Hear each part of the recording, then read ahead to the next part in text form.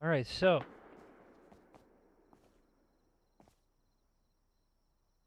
this is the base. Okay. Uh, so this came up as a concept base. Got it? This is a concept base that I built for beginner Rust people, and it can fit either a solo person, duo, trio, or even a big squad. So if you check it out here, we're in the refinery room, but I'm going to take you to the core of the base and show you guys exactly how I built it. So let's see. Alright, so this is the core of the base. And this is just kind of a base tour because I want to give this to you guys to show you exactly what happens. This is a 2x3 triangle base. It forms an octagon.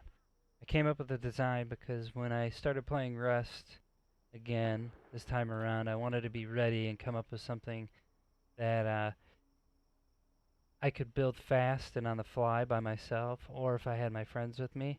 That way we can kind of get going and get a jump start on each wipe. So the concept is you have 6 triangles. It's 2x3, and each is sectioned off. You could fit up to 3 furnaces, TC, a box down by at the bottom of the TC, and then I didn't install it yet, but 4 grills and 4 boxes underneath them with a workbench, and I put a large box here, but you could put a couple grills here with some boxes. Now, the reason why this is such a good concept base is because in the beginning, when you're first walling off everything, and you got wood and stone, you could turn it all to stone, and then basically put double doors in door frames from where the TC is. Each line in the floor can be a door frame where you can put double doors in the beginning. Now, obviously, the storage changes as you grow as a squad and whatnot, and it's a bit of an issue in the beginning because you're such in a closed area. But the whole thing is you can build around this as you grow as a squad and a team. So you can honeycomb the outside with triangles. You can also put turrets on the outside. I haven't yet. I didn't do it this way. But the concept is build a circle, and for each triangle, it counts as a layer to get to your TC. So with this, I have 3 garage doors, which take 9 satchels, and then I believe it's 4 C4 a piece. So it gets kind of expensive for your average raider to get in the beginning. So the upkeep on this is pretty minimal. In the beginning, when you have just stone and wood, you stay under 1,000 for both, for wood and stone. Now, let me just show you around the base as we're waiting.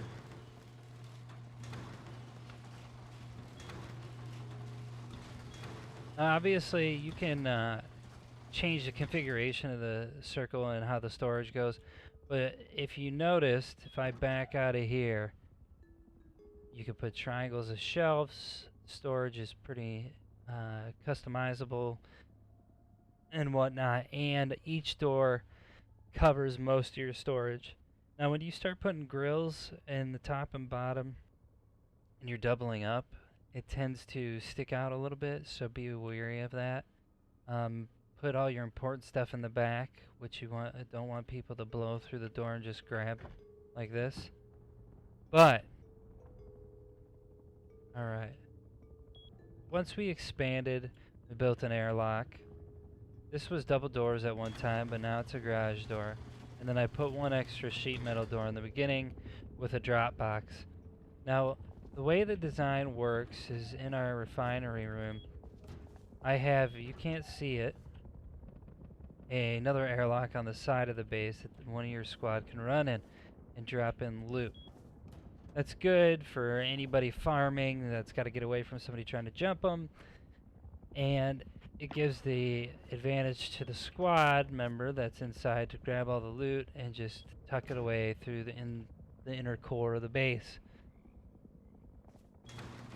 Now, if you've played Rust and you're familiar with it, you can put traps all the way through your base. I've got a few, I implemented a couple of shotgun traps in this base as it started to grow, and then we also added electricity through it. I put shotgun trap in the front, so anybody trying to raid the front door gets blasted. Kind of deters them from the front door. And then another one behind, and then obviously they got to go through 2 airlocks to get to the core. Now once they get to the core, they got to go through those 3 garage doors, granted if they go the right way.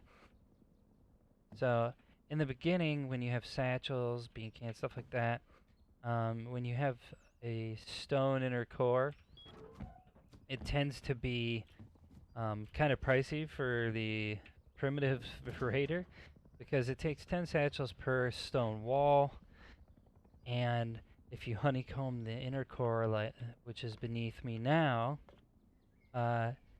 it definitely is pricey. It would take 20 satchels to get to the core, and that's not counting if they go if they guess right and get the TC, and you can configure it any way you want and put the TC in any triangle you want, it might cost them more than 30 satchel charges in the beginning. So that's pretty good for a low cost, low maintenance base for the beginner Rust squad or solo player. Here what you're looking at is above the airlock, you have a loot room. Put large boxes in here or small boxes, depending on what you want. And then above your core of the base, you can make it anything. You can build out instead of honeycomb, but I like the honeycomb, so I end up dealing with the same space as the inner core. I made this the locker room. Every individual in our squad is going to have a locker on each wall here. And then I put a couple storage boxes for dumping resources into.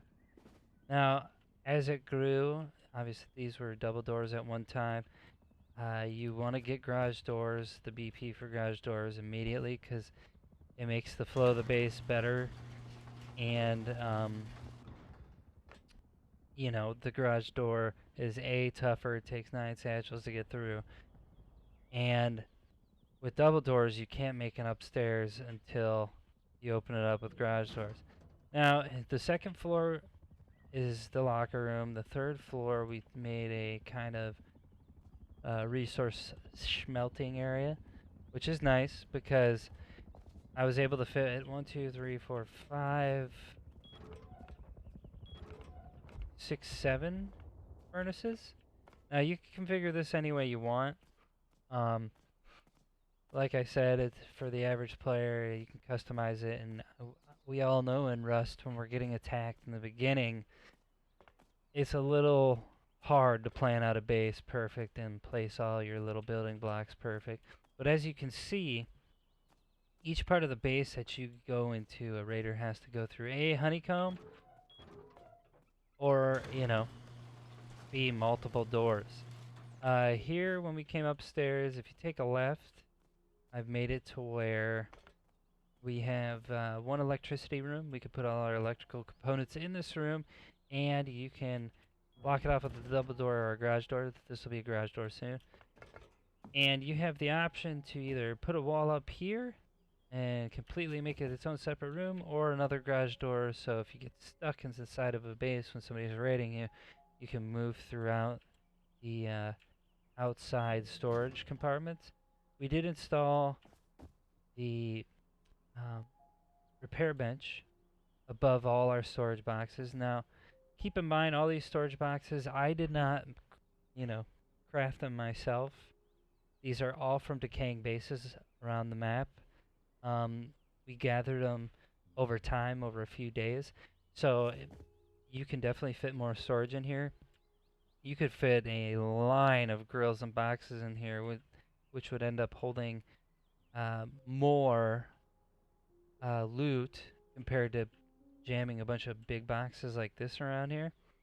The reason for that is since grills and boxes are smaller and they're 12 slots, you could put a box underneath a grill, and then together you have 24 slots for loot, and it takes up less room. So you could essentially fit, I think, in one square, uh, 3 grills and boxes underneath on each side, and you can crawl in the middle and just look at them and be able to access every single one of them, which in the end ends up being more storage than big boxes themselves, which is nice because when you're trying to store stuff and you're in a little group, um, it tends to get storage becomes an issue when you start gathering stuff. Now, as you can look in here, like I said, each line in this base on the floor can be a door frame for double doors and garage doors. You really want to utilize that because that just creates more layers for the raider to get through. Now, back in the left here, we got a research table with our ammo, food, armor, clothing, and whatnot. And then that honeycomb, the airlock down low when it gets to the 3rd floor, ends up turning into a double loot room. Now we keep all the guns um, kind of in the up above. Now it's in a double locked area, so this would take a raider, let's see, 9 and then 4, so 13 satchel charges.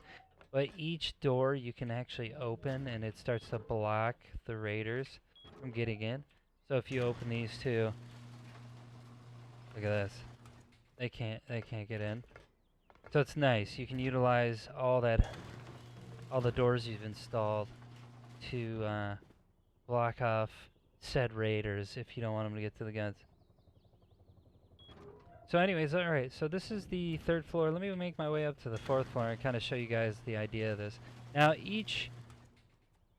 they call these like elevator shafts in Rust, even though there's not any elevators. You check it out, under each one there's an open area, and it's a triangle. Each shotgun trap that you place happens to be in a triangle. So when you place it, you're going to get 2 lines in a triangle formation, and you can put shotgun traps. So if somebody breaks in from the top, drops down, and they drop onto the floor, boom, boom, raider dead. That's for each airlocked elevator shaft. You can install shotgun traps all through the base, and it's nice and protected. Now, it's up to you, what you want to do with this base design. This is pretty low cost, low maintenance. This is good for anybody who wants to start playing Rust and not have to think about that base design. But as you can see, that electricity goes to each and every floor. Now this top is what's a very unique piece of the base, and I'll show you why. Okay, well, we got a shotgun trap here just in case we got those roof campers that try to take our loot when we jump out. Now, here's our solar panel for electricity. Now you can have a medium or a large battery in this base, so it can fit in any triangle, just like the size of a TC. Anyways, let's get to the 4th floor and I'll tell you. This 4th floor is basically made for your helipad. You can see here by the airlocks that I created in the beginning, this ends up being your runway for your helipad, and then you bring it in here and park your helo. Now, what's going to happen is these 3 triangles, well actually 4, I'm going to put a shop front here and a door here. That way you can come up out of your airlock on the 4th floor, look out on your helipad, make sure nobody's here roof camping you, and then go out your garage door and get on your helicopter, well, your mini chopper, and leave said base. Now the cool thing about this is, in other base configuration models that I went over in like Fortify and on the custom server, you can turn this 4th floor into anything you want. So this could be a little helo pad, right? You could lock off this area, put some walls up by the solar panels, You could park the helo in here, and then you could even have a little storage here. So you could kind of build a little panic room here, so when you're landing the helo, people are coming in, you could park the helo, throw some stuff inside the storage, go down in the base, and do your business. Now, what I'm going to do, and it's been tested and everything, you can actually put on this little runway right here, and let me point at it, right there, a garage door to open and then pull the helo in. So it's going to be a really unique design. We're going to finish it off today after we're done prepping for the raiding. But I kind of wanted to just show you guys why I build the base the way I do. And if you can look down low, all this stuff down here were extensions. This refinery room was a concept for me. You can add anything in the front, like, you know, your large furnaces, your industrial furnaces. You can build up high and then put a bunch in here, or you can have an oil refinery like myself. That way you don't have to go to the outpost and smelt down the oil. You could just do it in the safe confines of your home, your little rust base. So this is just kind of an idea of what we can do. Now, the reason why I put these shop fronts on here was, oh, there's a little pleb right there. You see him? Is because if you have a squad mate that's trying to come up to the base and they got to give you loot quick, and somebody's chasing them, they can give it to you through the front. So that's why I wanted to kind of make that. This is why I did it. They can hit it from any direction, and they don't have to worry as long as somebody's here to intercept the loot while the guys are chasing them. So that's just kind of a quick base tour of the octagon starter base that I've created, and the concept is expanded into this ginormous Zerg-like base. Now, obviously, you can have a solo person doing this, duo, or a squad, or a Zerg living in this. It basically repels the raiders, and it keeps you safe. All into the same thing. It's good for storage, and it's good for just quick building. Now, obviously, you're not going to be building such a big base in the beginning. It's just going to be a little octagon. But it just helps for the beginning of Rust when you first start playing. But hopefully you guys like that little tour. I kind of wanted to explain it to you. If you have any questions about this base build, I'll be coming out with a base build video soon. And I'll show you exactly what you can do with the resources that you have in the beginning that would be low cost and low maintenance.